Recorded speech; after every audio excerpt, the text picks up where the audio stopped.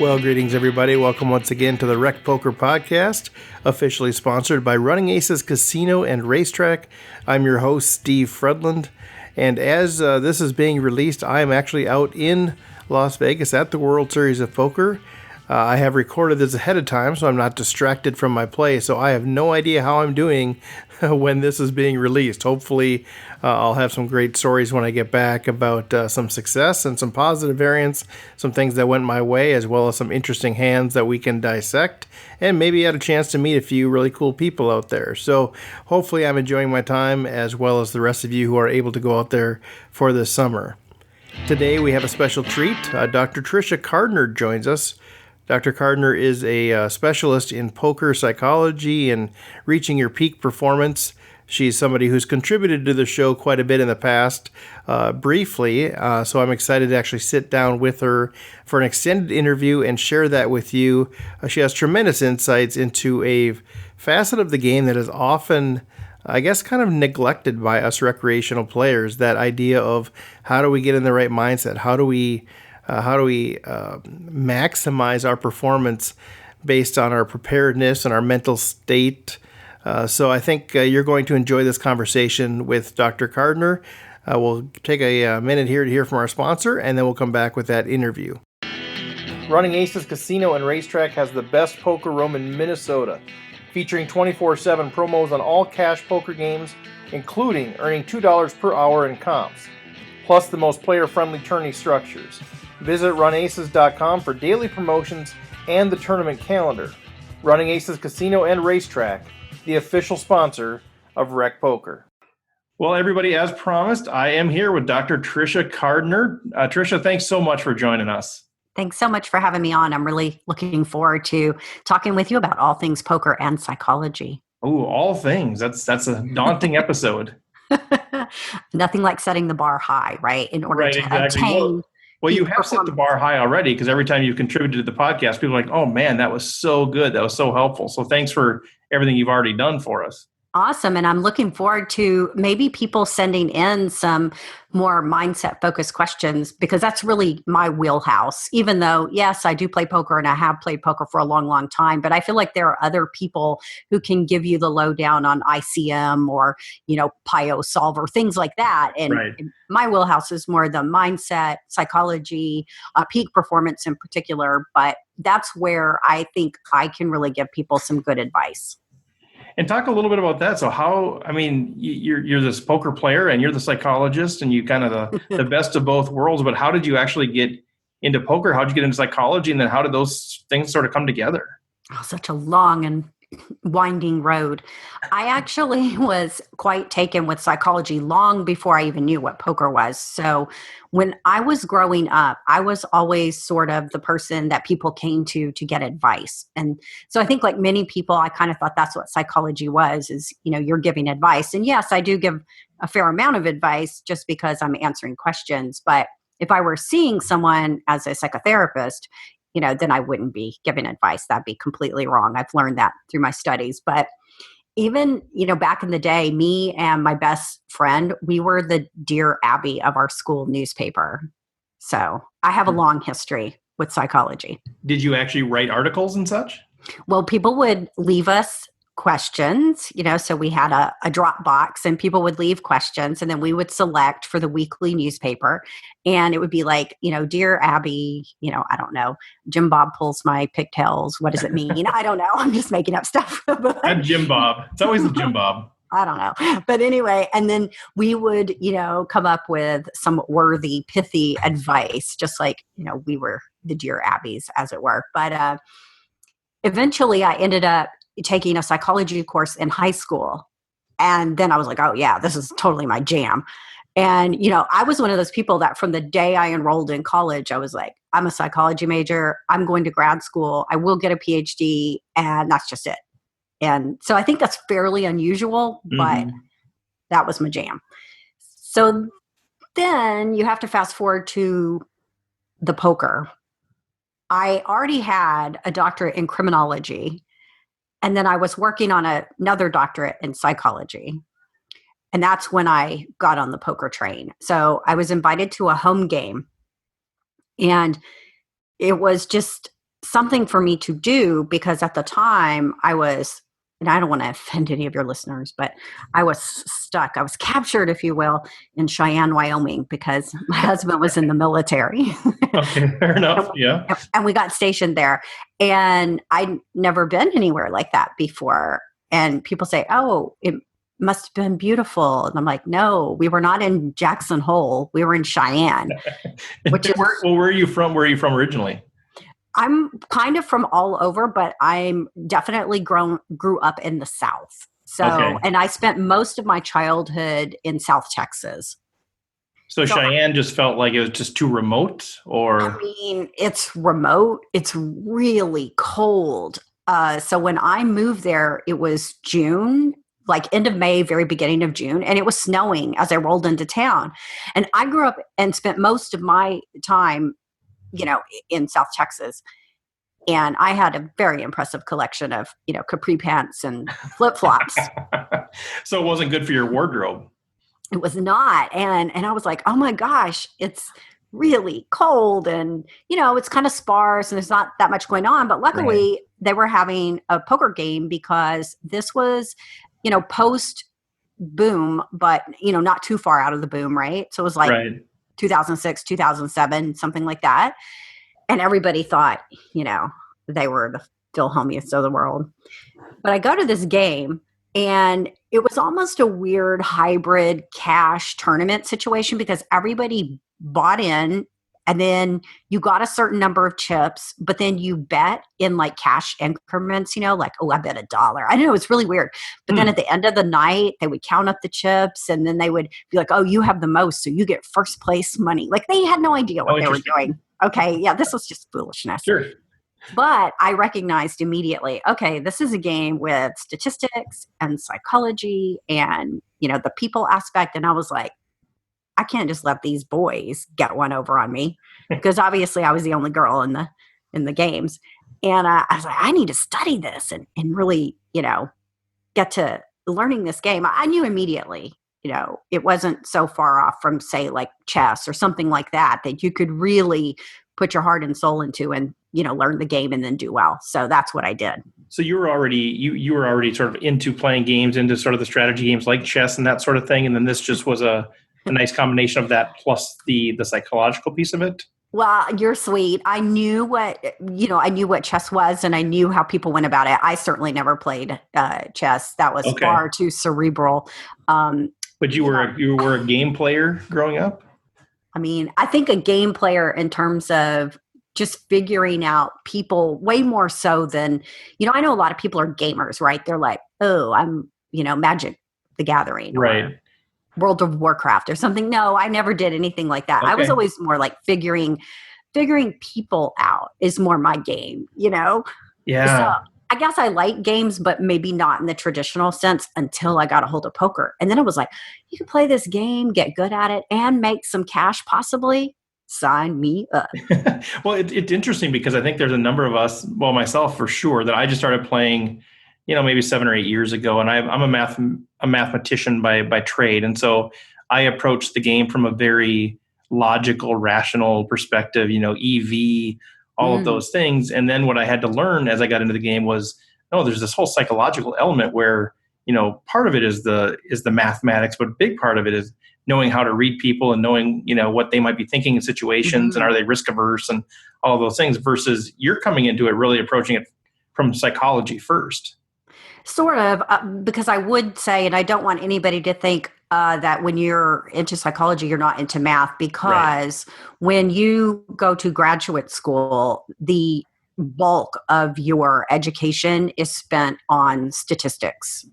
So it's not, I guess for sure. Math in the sense, that a mathematician studies, but, I even studied nonlinear curve-based statistical analysis. My professor had been a statistician for NASA.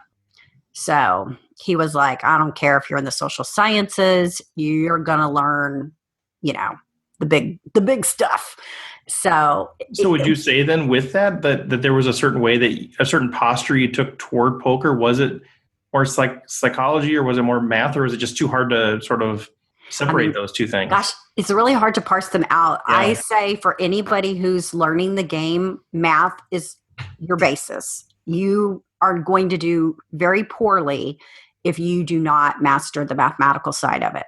That's what I think. So I'm more on the math logic side, but if you take all of the psychology and add it to your math, then I think you will be unstoppable. Yeah, that's what I can't wait to get into. So let's shift a little bit into that. So, well, anyway, I should back up a little bit to your background. Okay, so you're stuck in Cheyenne. You're playing a little bit of poker with the folks that are there. You're the only gal in the game, which I do want to talk a little bit about that. That whole dynamic of why it's mostly men that play poker. But then, kind of what happened from there? You're playing this little home game, and then how did you get involved playing some bigger things? Well, I had it in my mind that what I should do, and I'll keep in mind, I'd played in the home game just a few times, but I've always been the kind of person that thinks big. And when I set my mind on something, I do it. So it's kind of, when I was a teenager, I would tell people, oh, I'm going to get a PhD. And who talks like that as a teenager, right? Well, I don't know. I'm a little weird. But I had it in my mind that what I should do is I should take a trip to Las Vegas and I should go play poker, wait for it, at Binion's. And the reason why is because that's where the World Series originated, right? And I was like, all I need is to go to this place, the Mecca. Right. And I, will breathe the air that, right. All the greats had breathed before me. Right. And I will sit in the chair and I will play with the filthy chips that, they touch. And I'll smoke my cigars. Right. I should do it. So I said to my husband, hey, let's go do this. And he was like, yeah, let's do it. Sweet. And he grew up in Vegas most of his formative years. He actually graduated high school from Silverado High out in Henderson. So if our listeners are familiar with that. Yeah. And so he said, yeah, let's do it. So we went to, and they were doing a Saturday tournament and it was a couple $100 buy-in. And, remember, this is much more of the heyday. This was, like I said, 07, 06, 07, that kind of time frame. And there were, a couple hundred people there at this like $200 buy-in tournament. And we both, buy in. And of course I don't know what he was doing. He busted in like the first 30 minutes. But me, I was, playing way, way too nitty. But by God, I wasn't going to get, busted out of this tournament. And then I ended up cashing in it, which was very nice. And if memory serves me, there weren't very many women in the field, but I was the last woman standing. And that made me excited, right? Yeah. So I was like, oh, goodness, I need to really, devote myself to this. And so that's what got you hooked then. So early success in some sense. I mean, I guess. I think I would have still been hooked even if I hadn't had. I mean, it wasn't like I made $1 million. Okay, this was like a 200 buy-in. Right, and I finished in like, I don't know, 13th, 14th place, something like that. I just don't want your listeners to think, oh, she, ran good and, won $1 million. No, I made, I don't know, a couple $100 or something. But it certainly doesn't hurt to have a little success and say, well, maybe, this is fun. And, maybe I do have a chance at being successful here. But I will say, I guess I probably share this with many of the people who are listening in that, I've had my ups and downs. Poker is a long-term proposition. And, when you're running good and you're playing well and everything's coming together, you're on top of the world. And then when you think you're still playing well, and maybe you are, maybe you're not, that's debatable, and you're not running good. And, and of course with tournament poker in particular, you can have these long, down swings. Then you have to really be able to manage that frustration. Because if you can't, then how are you going to, break through to the other side, which is where, like they always talk about your infinite potential exists on the other side of your comfort zone. And it's kind of like that too, what I'm talking about. You have to really stick with it and keep at it and work, even if you're not winning and doing well. Right. And so I think there's this general construct of saying, okay, here's our optimal way that we play that game. And then there's the psychological pieces that can kind of get in the way of that and be roadblocks to that. And you kind of touched on one of those. I think, if we're having a longer stretch of negative variance than what, statistically we think we should, how does that sort of in the macro, we'll get down to the micro also, but in terms of the macro approaching a tournament coming into play when you've been running bad, quote unquote, or had negative variance, how does the psychology fit into that can cause us to play suboptimally, that if we can identify it, maybe we can overcome those issues? That's really tricky because each person has their own set of, sort of internal variables, motivations, things like that, right? And different people have a different, I guess, tolerance for frustration. But what I think is if you want to be serious about this game and be in it for the long haul, you really have to first come up with what is your purpose? What is the reason that you're doing this? And of course, most people are like, to make money. But I would suggest that that is not a good purpose because money is not a very good motivator. Plenty of studies show that. It's better to have a purpose that's kind of overriding, the money. Yes, the money's nice, but maybe I'm doing this because I want to have financial independence. I see this as a way of getting out of, the cubicle farm. Mm-hmm. Which, yes, that's still money, but it's a little bit different. Or perhaps right. I want to have the money so that I can contribute to causes that are important to me. That's what I'd really like to do. Or I'd really, like to buy my mother a house, or I want to pay off those darn student loans. I don't know. These are still sort of money related, but they have more of a broader, sense of why I'm doing this, because then I can always look to my purpose. And think to myself, well, is what I'm about to do in line with my purpose? Right. So it feels like sort of asking the 5 whys, well, I want to make more money. Well, why? Mm-hmm. And you kind of keep digging until you actually get to that ultimate purpose, which is what you're really motivated by. Mm-hmm. Does that, I can see why that would be valuable. And I do agree with that completely, that you want a deeper purpose. Do you feel like that almost puts more pressure on then? If my goal is just to make money and I'm in a stretch of negative variance, well, that means I didn't make money or I lost money. If my purpose is, I want to have transformational impact in the world by giving to causes that I believe in, and I'm going in a stretch of negative variance, it almost feels like that would, exacerbate the pain. See, I feel like when you have something that is bigger than yourself, you can put your focus towards that. When it's all about you, then you get subsumed with, the run bad. When it's something bigger than you, you can say, I'm going to keep working at it because it's something bigger than me that I'm trying to go towards. If it's just me, oh, well, I can get frustrated and I can just give up and quit.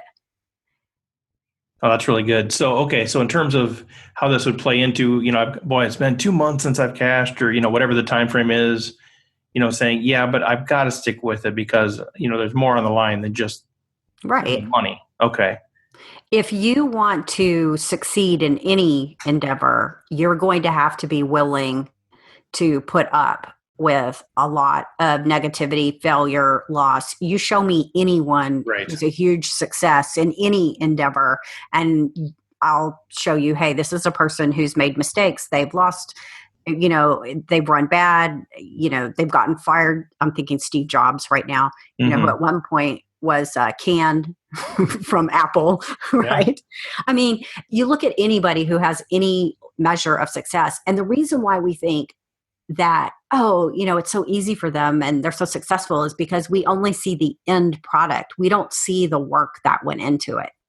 Right. Yeah. You don't see the work that went into it. And it's very easy for people to kind of judge things and say, make whatever conclusion they can make from that, either negative or positive.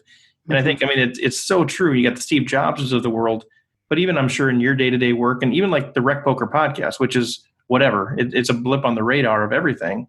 Every week I get positive and negative feedback, on things, and you have to sort of choose, no, I'm going to go forward with what I believe in. So I think that is a huge thing. And I think any element of success is going to have that. And I think that can be what the differentiator is between people that are able to accomplish things and people that end up having to quit. There's something I read in a book, and the author talked about, no pressure, no diamond, right? Mm-hmm. So like if you want to have a diamond, it has to, go through these, I don't know how many thousands of years of, whatever pressure, because I'm not a gemologist, but just kind of the analogy really spoke to me. Like it's this, I don't know, I'm going to butcher this. So anybody who's a gemologist, I'll just apologize now. But, you have like this dirty old rock and then through some long drawn out, torturous, pressurous process, it ends up becoming a diamond, right? It's kind of the same thing with us. We're going to go through some long process in order to either, realize our fullest potential, or more often than not, people don't realize their fullest potential because they give up, because they want to be comfortable. And as I had said a little bit before, if you want to achieve great things, you have to go beyond your comfort zone. It's on the other side of your comfort zone. So if you're not willing to put up with the negative frustration, pressure, bad experiences, you will never attain peak performance. It just doesn't happen.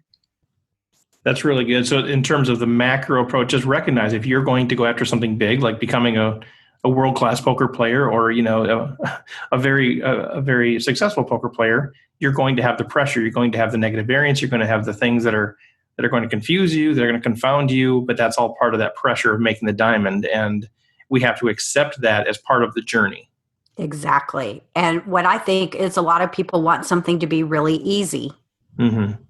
And I'm sorry, it doesn't work that way. If it did, more people would master more things, but they don't. If it was as easy as just going to Binion's and breathing in the air and smoking the cigars, then we'd all be world-class poker players. But it's a lot harder than that. I wish it was that easy. Right.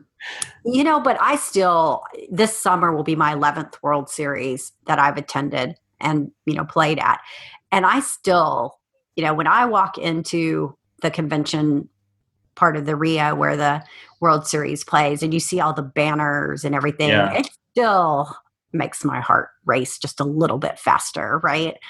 I don't know if it's like that for you or if you've gone, but yeah, last year was the first time I went and went out there with 4 guys. We actually drove out there from Minnesota with a 27-hour drive, which we will not be repeating. It was fun, but we're going to fly out there. So this year will be the second year, but yeah, it is an overwhelming sort of feeling. So it'll be interesting to see the second time if it's still that buzz that people keep talking about. But I fully expect it to be like that.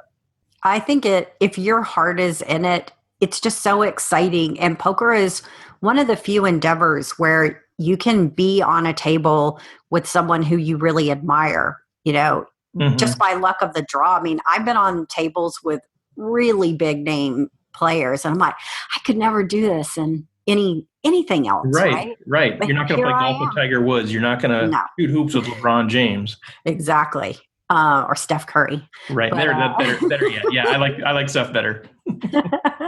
But yeah, I mean, poker's so neat. And then you go to the series and all these people that you've seen or you've read about or you've watched their videos or whatever, there they are.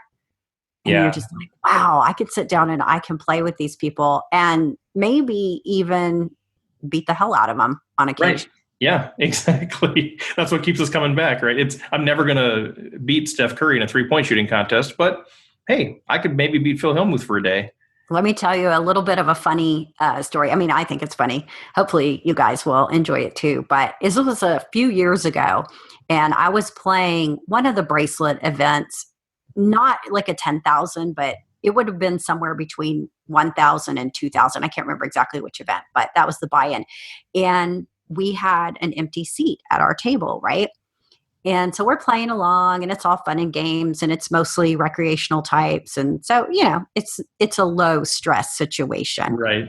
And then guess who comes rolling up to the table? Did Phil come fashionably late? It was not Phil, but it was someone who would strike more terror into people's hearts if they knew who he was. Bill Ivey? That would be a good one too. It was Brian Rast. Oh, is that right? Oh, jeez. Yeah. So Brian Rast comes rolling up to the table, and I'm pretty sure I'm the only one who knew who he was. Okay. This was a few years ago. Yeah. And in my mind, I was like, oh, hell no. Did he sit down right in your left?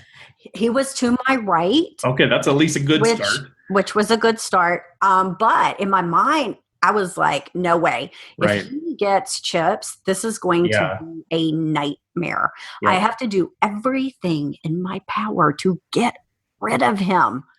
And I'm happy to report that I did bust him. Nice. And then when he got up and he left the table, when he was away from the table, I said to my table mates, you guys should open your wallets right now and Right. all hand me some money because you have no idea. Like, I really just helped you in this situation. That's fantastic. So talk a little bit about in a sense, the psychology of that, because, if something like that happens, a big name sits down at our local tournament or a big tournament or whatever it is, and we have this sort of sense of awe and wonder and, oh, crap. And it does change the dynamics of how you want to play. I think there are some strategy things that do change, but how do we overcome that mental piece of it? Because I think we all have that. We all have either those people that, are our nemesis that continue to beat us, or the person that just won the MSPT or the HPT sits down with us, and we immediately, I think, have this tendency to maybe start playing suboptimally simply out of fear. I think you're correct on that. So I think first you need to understand that this is a situation where you can beat anyone at any time. It's not like me going against Steph Curry in the 3-point contest. I'm never going to win. Right. But I can bust Brian Rast. I can, and I did. But I had another situation where I was in between Habad Khan and the grinder. So, smack in the middle. Now, that's kind of a bad day. Right. You have to really recognize that you do have a shot against these guys and gals, because there's some really good female players too. Yeah. So do not count those gals out. But what you have to do is you have to keep your wits about you. You are not going to beat them by playing scared and nitty and, waiting for the aces, I guess. You're going to have to play your best poker, dig deep, and go after them. But my modus operandi is always what I said when Brian Rast came. Oh, hell no. This is my table. You are not coming to mess this situation up for me. I'm going to get rid of you if at all possible. And then I just go, I make it my mission. Now, I don't do it in a way, I don't want people to think, oh, you just go crazy. Right. 3-bet them every time they open a hand. You play your best poker. But having said that, don't quiver in fear and be like, I fold. So at the core, are we sort of talking about the whole amygdala thing here, the fight or flight? And are you? Oh, I love that amygdala. Are you sort of your guidance here is sort of intentionally saying, don't allow the flight piece of that to hijack your amygdala. Get into that mode of I'm going to fight, and I'm going to fight even harder than I maybe would have otherwise. Yeah. I think if someone comes to the table and you notice yourself, maybe your heart is racing, or maybe you just notice, hey, I'm getting a little fearful, that is a sign to you that your amygdala has kicked in. And the best thing that you can do is take some deep breaths. That signals to your brain that everything is safe and okay. So you really want to use diaphragmatic breathing, which is where most of the time when we get stressed, we breathe very shallowly, and we don't want that. We want it to go really deep into our lungs. In order to make this happen in a real easy fashion, you can just do breathing in a 6-2-7 pattern. So you breathe in through your nose, and that's really important because if you breathe in through your mouth, you actually heighten your anxiety, which you don't want to do. So you breathe in through your nose and count for a slow count of 6. Hold for 2 counts, and then blow out. Could be through your nose or through your mouth on the exhalation for a count of 7. So that's 6, 2, 7. And if you do 4 of those, that's going to give you, a full minute's breathing. But that will help you to tame your amygdala, and that will hopefully help you get engaged on what you need to do instead of just freaking out. That is super interesting. So what's actually happening in that case? It's just somehow it's sending a signal that it's going to be okay to the amygdala? Well, the way the brain operates is when something happens that is alarming, a fear, right? And keep in mind that we evolved over a long period of time. How long is debatable, but so the brain has like old operating system over new operating system. That's sort of how it works. So the amygdala you're talking about, that's the limbic system. It's not the most ancient part, but it's pretty darn old. Mm-hmm. So back in the day, if you were out on the savannah and there was a saber-toothed tiger, your amygdala, which is in the limbic system, would, trigger and you'd run like hell. So right? let's use elephants because I've been chased by elephants in Rwanda. So let's use that. Well, when an elephant comes charging at you, I'm pretty darn sure that your amygdala lights up. It does. You don't stop and think like, gosh, I wonder if I should run away. Right. I wonder what I should do. No, you just go, right? Well, the amygdala and the brain in limbic system, it doesn't make there's no distinguishing for it between the elephant charging you and Phil Ivey coming to your table, right? A threat is a threat is a threat. And so it reacts in the same sort of way. Now, you have obviously been somewhere where you could have been charged by wild animals. If you'll notice, like say the gazelle is out grazing and then here comes the lion and, sneaks up on the gazelle. And all of a sudden the gazelle is like, whoa, that's a lion, right? The amygdala kicks in and it's off and running. And now let's assume it gets away from the said lion. What does it start doing? It gets away. It goes back to eating, right? It's calm, cool, and collected. It doesn't, as it's eating, go, oh my God, I hope the lion is not coming back. I can't believe I got away. It was what a near miss. But how do our brains work as humans? Right. The threat comes, here's Phil Ivey, or fill in the blank for whoever you would think is threatening. Sure. And you're like, oh my God, that's Phil Ivey. I hope I don't make a jackass out of myself. I hope I don't do anything stupid. What if, he can read every hand that I have. He knows what I have. He's a soul reader, We're amping ourselves up. But it's similar to the gazelle, right? How does the amygdala in the gazelle know that it is time to go back to just grazing? Well, because the breath comes down, the heart rate comes down, blah, blah, blah. Our amygdala works the same way. The brain takes the message by the signals, the physiology it receives. So we're kind of tricking it by doing that slow breathing I just told you about. So you can't be breathing slowly and calmly while freaking out. The brain doesn't do the two things at the same time. The brain is very much a unitasker. Everybody wants to think they're multitaskers. That's not true. The brain doesn't really work that way. It's one thing at a time. That's really good. So we have those sort of instantaneous moments where, we can use that technique to help us calm down. Is that the same sort of technique? I mean, let's just say some of us, maybe play the $30 or $50 tournaments, and now we're going to play a $280 tournament, or we play the $280 and now we're going to play a $1,500 at the World Series. And there's sort of that pressure that comes just feeling like this is something I don't normally do. This is a big situation.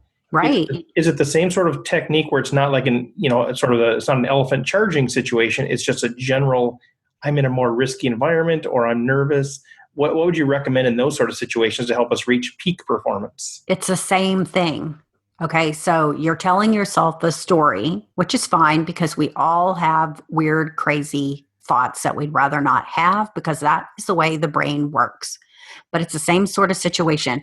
If you're sitting down at a table and you're like, oh my gosh, I never played a $1,500 before, but here I am playing a $1,500 and that's a lot of money. And oh my gosh, I could have made my house payment with that money. I hope I don't screw this up. And what am I thinking? Right. I would suggest to you that, yes, do the 6-7 breathing. It's very all purpose, but also say, I just noticed that I'm having these weird thoughts about playing this event, fill in the blank, whatever your weird thoughts are. Isn't that interesting? What you want to do is you want to teach yourself to step back and look at the thoughts, observe them, but not react to them. What you don't want to do is, so you have the thought like, 1,500 is too big for me to play and I shouldn't have played it. And, the time to have dealt with that was before the event. Right. So let's just say you're in it. Okay. So you don't want the other side of yourself to be like, oh, don't be stupid. Of course you can play the 1,500 event. You'll do fine. And then the other side is like, well, we should have taken that money and we could have played, 7 $200 events. And then the other side is like, oh, but okay, what is happening? Are you focused on the present? Right. No. You're busy arguing with yourself. And we've all done it because it's very much a natural process, but it's not the best process for peak performance. For peak performance, the best process is to say, I notice that I'm having these weird thoughts about playing this event. Isn't that interesting? You don't fight it. You don't wrestle with it. And then you just let it float away like a cloud in the sky. Just observe it. Yes. It's just like if I say to you, hey, Steve, don't think about the pink elephant. Right. Whatever you do That's not think about a pink elephant. right. That's all I'm thinking about now. Of course, don't think about the money that you brought in. Like if you tell yourself, "Oh, don't worry about the money. Don't think Right. about the money. Don't think about the challenge." Whatever you tell yourself don't think about, then that's all you can think about. And remember, I just said a few minutes ago, the brain is not a good multitasker. So whenever you're dividing your attention like that, there's no possible way you can be, thinking about your ranges, putting your opponents on ranges, paying attention to what's going on at the table, keeping track of the stack sizes, et cetera, et cetera. When you're afraid of the money, or you're second guessing the fact that you should be in the tournament or not. If you paid your money and you sat at the table, the time has passed to think about that. Think about that before, like when you're making a plan of what events you want to play. That's when you should be thinking about, what is my bankroll and what would be the best things for me to play based off of my bankroll and, my level of skill and accomplishment. Right. And what tournaments can I play without knowing I'm going to have these sort of second guessing thoughts? But some people second guess themselves almost no matter what. Like they do have the proper bankroll just because that's the sort of mind that they have. Some people run at a higher level of, sort of anxiety and stress just naturally, right? Yeah, it doesn't for sure. matter. That's a good point. We can still have crazy, unwanted, natty like thoughts, right? It's like buzzing around like a gnat. We can have those thoughts and we can still perform at our best.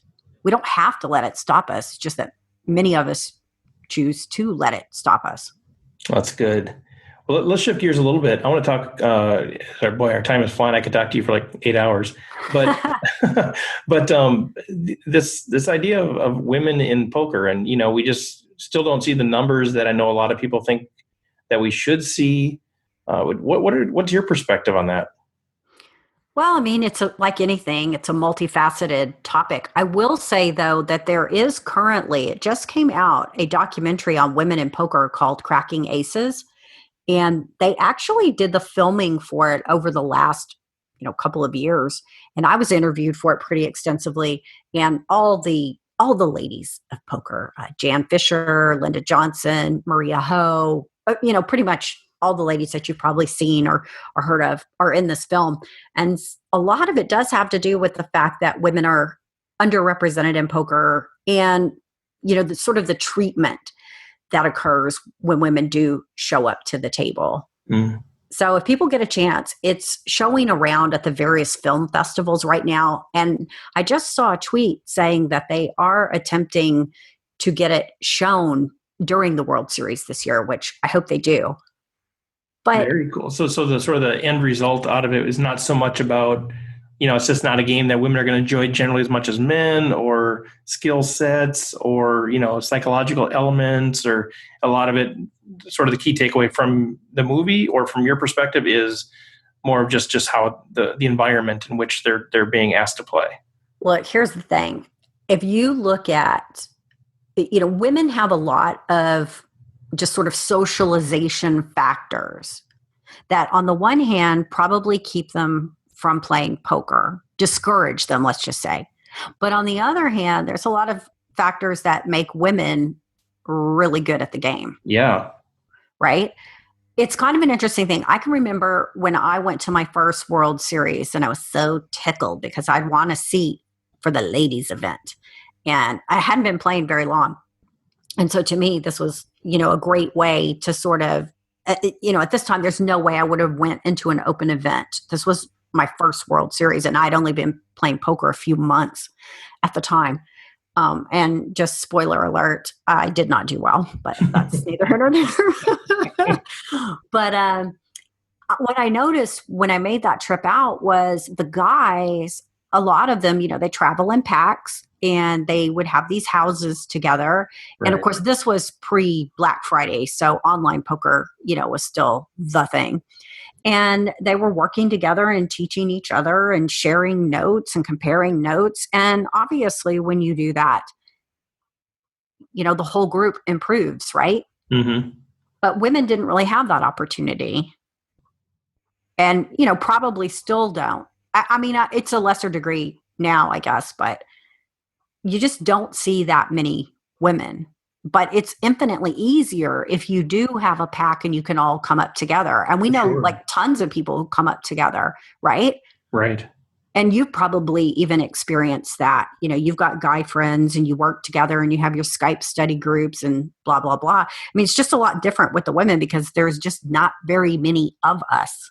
So it's sort of the cycle. If there were more of you, there'd be more people to do that with. So right? It's sort of the cycle of, once the momentum could be there, maybe it would exacerbate the momentum. Or if, men were like, oh yeah, we would love to help a girl out and teach a girl, have a girl be as part of our crew or whatever. Right. Oh, interesting. Okay. Well, yeah. So Cracking Aces, we gotta look for that. Do you say it's on Netflix yet, or it's not on Netflix? Not yet, because it's making the rounds through the film festivals, and actually, it's been winning awards. It just won an award, I think, at a film festival in California for best writing. So, congratulations. I mean, I wish I could take some credit, which I cannot. I was just, interviewed as part of it, but the people who put it together, I think Linda Johnson and Jan Fisher are the ones who really deserve the credit because they met with, I think it was kind of a happenstance, just by chance kind of meeting where they met the people, the producer and the director, and, said, hey, you should do something about women in poker because, nobody knows that much about women in poker. Yeah. And these filmmakers were like, hey, we never would have thought of that. That's a great idea. And then Linda and Jan really kind of set everything up and, put them in touch with various women. And it just kind of went from there. Very cool.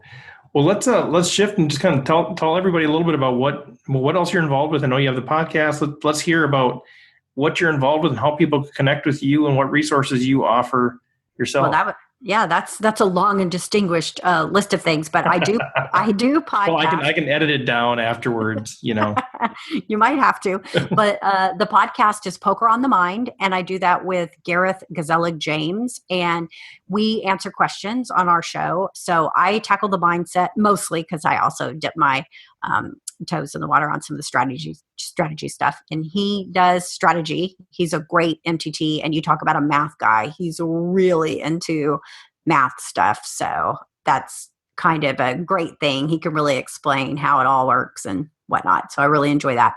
And then I've got a couple of books. I've got Peak Poker Performance. I've got Positive Poker. I have a chapter in Excelling at No Limit Hold'em, which was Jonathan Little's big book that pretty much everybody who's anybody in the poker world contributed a chapter to that. You can find me at drtriciacardner.com. Best of all, you can come to peakpokermindset.com. I have a free course over there called Rev Up Your Poker Success. And, you'd be crazy not to take it at that great price, right? Right. So I don't know. It's a little spendy. That's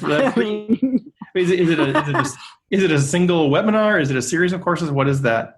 It's a course but I broke the lessons. They're really short lessons, and it's all about how to do your goal setting, basically. I mean, everybody knows you're supposed to set goals, but most people set them in a way that is not going to get them a good result. And so I break it down and talk about the things that you need to do to set your goals in such a way that you can actually achieve them. Oh, that's awesome. And it's at peakpokermindset.com. Mm-hmm. That's correct. And you can follow me on Twitter at Dr. Tricia Cardner. You can come to my Facebook group. I do have a private Facebook group, and that's Poker Mindset Mastery Lab. Ooh. And I think we have about 400 members in there right now, and it's troll free. So that's very nice. Yep. And people ask questions and I answer them, which is very nice. And they also help each other out. And so that's very nice. And it's just a good community. And we also, Gareth has his Facebook group too, the MTT. What is his? I might butcher his. But he's got one too. School or something. Something like that. Sorry, Gareth. But if people want to know what it is, they can contact me. And the reason I'm bringing it up is because our two groups have some overlap with the members. And it's kind of nice because, my side is more the mindset side and his side is more the strategy side. But there's quite a bit of overlap with the members. And I just think that's really nice because it gives, different perspectives. Well, I love the idea. I mean, it's something, we think about poker mindset, we think about poker strategy, but really it does all work together. And I think that's a much more integrated approach to, having a holistic approach at the table. Oh yeah, for sure. I mean, you really cannot underestimate the strategy side of the game. You can have all the psychology in the world. You can, I don't know. You can think you have the right mindset, but if you don't know what you're doing, you're going to get destroyed. Right. I mean, everybody says, oh, Daniel Negreanu, he's a soul reader. Yeah, you know why? Because he's really good at the strategy of the game and he's been playing forever and a day. That's right. why. Right. Well, that's awesome. I mean, a lot of great stuff. I would encourage everybody to go check that stuff out. I'll put the links out in the show notes, all of that good stuff. And but as we kind of wrap up here, what if you were to think about what is that one piece of advice that you've given? And I know you've given so much advice over the years to many different people, but is there some advice that people kind of keep coming back to you and saying, that really helped me, that really transformed my game or my mindset? What is that one, nugget of truth that you've given that really resonated with people? Wow, that is a really tough one to answer because, like you said, I've answered so many questions and given so much advice. But I think what you need to do is you first just need to decide, what is it about this game that appeals to you? What is it that you want to achieve with this game? I would say get really clear on that and your purpose before you try to do anything, because clarity comes from action. So you get clear on what you want out of this game, and then you start taking action, and take action every single day. And that action can be, setting up a study schedule. It can be going to the gym because you really do need a level of physical fitness. It can be working on your nutrition because you need that. All these things work together for peak performance in any field, whether it's poker or computers, it doesn't matter. So think about what you want, how far you want to go with this game, and then get into action every single day to make that dream come true. Great words from Dr. Tricia Cardner. Anything else? I mean, I could think of 1,000 things after right. we get off of this call. Yeah, I got to let you go. But thanks so much again for joining us, and look forward to more contributions. And hopefully we can connect in Vegas, and maybe we'll have you on again to go to the next level of getting our mindset right. That'd be awesome. Thanks so much for having me. Yep. Thanks, Tricia.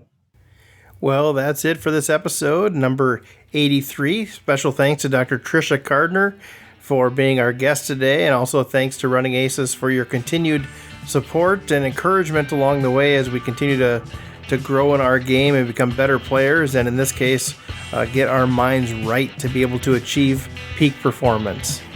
As I mentioned, I'll be returning from Vegas next week and hopefully have a lot of great stories for you all.